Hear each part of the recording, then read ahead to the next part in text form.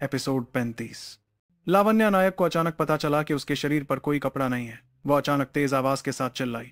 जमीन पर पड़े कपड़े को जल्दबाजी में उठाकर अपने शरीर को ढका और गुस्से में रेयांश को देखा। रेयांश को उसके प्रति कोई दिलचस्पी नहीं थी। वो उससे कोई बात नहीं करना चाहता था। उसने सीधे कहा, मैं आराधना को बचाने जा रहा हूं। यहाँ का काम तुम्हारे हाथ में है। इन 3 लोगों को कंट्रोल करो। अब बताओ, आराधना कहाँ है? लावण्या नायक का चेहरा बिल्कुल बिना रंग का हो गया था और इस समय यशवीर नायक ने एक दिशा की तरफ इशारा करते हुए कहा, आराधना उस तरफ गई है। विराट राजवंशी उसके पीछे गया है। रेयांश कोई बात नहीं करते हुए सीधे यशवीर नायक के बताए तरीके से पीछा करने निकल गया। यशवीर नायक उदास भाव से उसके गायब होने को देखता रहा। फिर जमीन पर पड़े हुए खून खाकर संघर्ष करते हुए भीष्म राजवंशी को देखने लगा और बेहोश हो गए दिनेश राजवंशी और सुप्रिया राजवंशी को। लावण्या, क्या वो विराट राजवंशी से निपट सकता है? हाय। इस समय लावण्या नायक ने कपड़े पहने लिए थे, लेकिन कपड़े कम थे। दिनेश राजवंशी के शरीर पर पहने कपड़े गीले हो गए थे, इसलिए वो सुप्रिया राजवंशी का बाहरी कपड़ा उतारकर अपने शरीर पर पहनने की कोशिश कर रही थी। राजवंशी कुल ने अचानक हमला किया। लावण्या नायक अब उनसे बहुत नाराज थी। क्या वो विराट राजवंशी से निपट सकता है? लावण्या नायक को अभी तक समझ आया। उसने इधर उधर देखते हुए आवाज में थोड़ी कंपकंपी के साथ कहा, आराधना को कोई नुकसान नहीं होगा। इस जवाब को सुनकर यशवीर नायक ने धीरे धीरे अपनी आंखें बंद कर ली। वो जानता था कि नायक कुल का सबसे युवा पहला योद्धा का खिताब आज से शायद फिर उसके पास नहीं होगा, बल्कि उस खून से भरे लड़के के पास होगा। रेयांश ने जब ड्रैगन सील से भीष्म राजवंशी को हराया, उस समय भ्रम में यशवीर नायक को ऐसा लगा जैसे रेयांश अब एक इंसान नहीं है, बल्कि एक खूनी लाल ड्रैगन है। और ड्रैगन हमेशा से राजा जैसा अस्तित्व था। यह खूनी लाल रंग और बर्बादी का प्रतीक है, हत्या का राजा। ये यशवीर नायक द्वारा रेयांश को दिया गया नाम था। भीष्म राजवंशी को हराने में रेयांश ने कुछ मीटियोर फिस्ट और ड्रैगन सील का इस्तेमाल किया। आधे घंटे का समय भी नहीं लगा, लेकिन रेयांश को आराधना के लिए अभी भी बहुत चिंता हो रही थी। विराट राजवंशी की ताकत आराधना से बहुत ज्यादा है। अगर उसने मजाक की मानसिकता नहीं अपनाई होती तो शायद अभी के समय आराधना उसका शिकार हो गई होती। आराधना को हो सकने वाले अपमान के बारे में सोचते ही रेयांश की आंखें आग से भर गईं। उसकी आध्यात्मिक शक्ति भीष्म राजवंशी को हराने के बाद भी कम नहीं हुई, बल्कि तेजी से बढ़ने लगी। रेयांश, मैं उनकी सुगंध महसूस कर रही हूं। उस तरफ साक्षी तलवार में। साक्षी ने फिर से निर्देश दिया। साक्षी के साथ रेयांश के लिए सिरोना पर्वत में चलना बहुत आसान हो गया था। उसने सबसे तेज रफ्तार से साक्षी के बताए तरीके से पहले की तरफ चलना शुरू कर दिया। अभी उन्हें देखने की तरफ ही है। रेयांश के मन में भी बहुत डर है, क्योंकि वह डरता है कि कहीं उसे ऐसा दृश्य न दिखे जो उसे परेशान कर दे, लेकिन अभी तक नहीं पहुंचा। साक्षी ने कहा, तुम चिंता मत करो, तुम्हारी बहन ठीक है, वे बातें कर रहे हैं। यह बात सुनकर रेयांश का दिल में थोड़ा डर कम हुआ, लेकिन विराट राजवंशी के लिए उसकी हत्या करने की इच्छा कम नहीं होगी। अब राजवंशी कुल और नायक कुल के बीच इतना बड़ा संघर्ष शुरू हुआ है। रेयांश और विराट राजवंशी दोनों ही पक्ष के सबसे शक्तिशाली लोग हैं, और रेयांश ने भीष्म राजवंशी को घायल किया है। यशवीर नायक भी गंभीर रूप से घायल है। अगर वे मिलेंगे तो लड़ाई न करना ही अजीब होगा। उनसे बात होने की आवाज सुनकर रेयांश ने अपनी रफ्तार धीमी कर दी। चुपके से आगे की ओर जाने लगा। जल्द ही उसने देखा कि आराधना नायक को विराट राजवंशी ने एक कोने में भगा दिया है। आराधना नायक के आंखों में लालिमा थी, चेहरे पर आंसुओं की धारा थी। उसने विराट राजवंशी को ठंडी नजरों से देखते हुए अपने दांत मुंह में जकड़े हुए थे। शरीर भी गुस्से से हल्के कांप रहा था।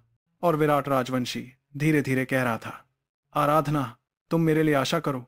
वास्तव में मैं तुम्हें कई बार देख चुका हूं, लेकिन अभी तक तुमसे मिलने का मौका नहीं मिला है। अगर तुम मेरे साथ जाओगी तो बहुत खुशी से रहोगी। आराधना सिर्फ उसे नाराजगी से देखती रही थी, कोई बात नहीं कही।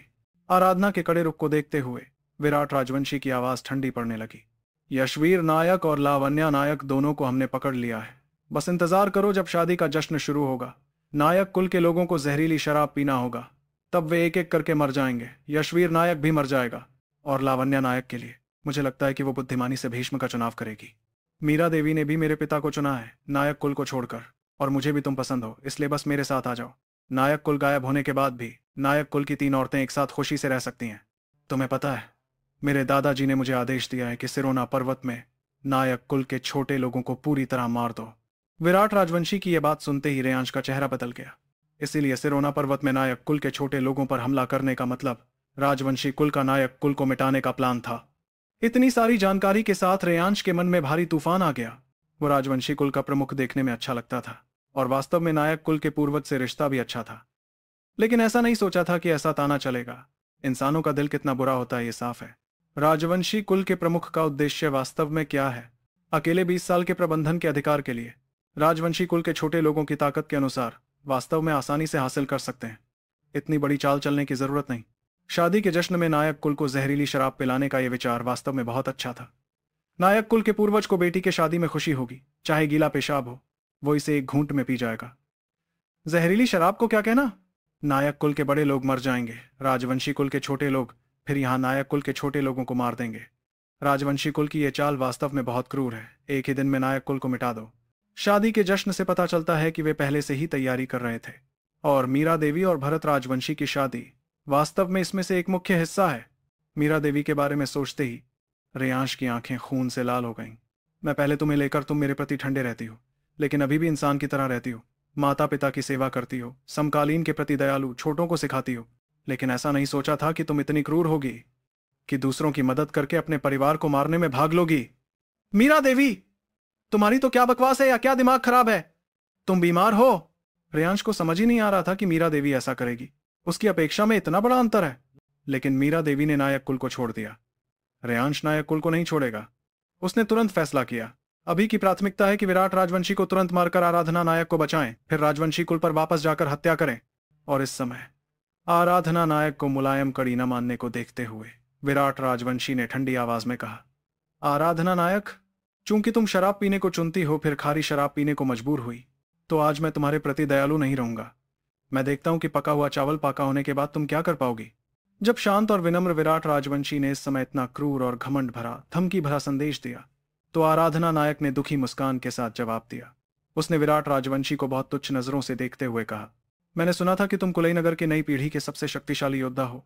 मैं भी दूसरी लड़कियों की तरह तुमसे मोहित हो गई थी, तुम्हारे सौंदर्य पर मुरीद हो गई थी, लेकिन आज देखकर लग रहा है कि तुम विराट राजवंशी भी इससे ज्यादा कुछ नहीं हो।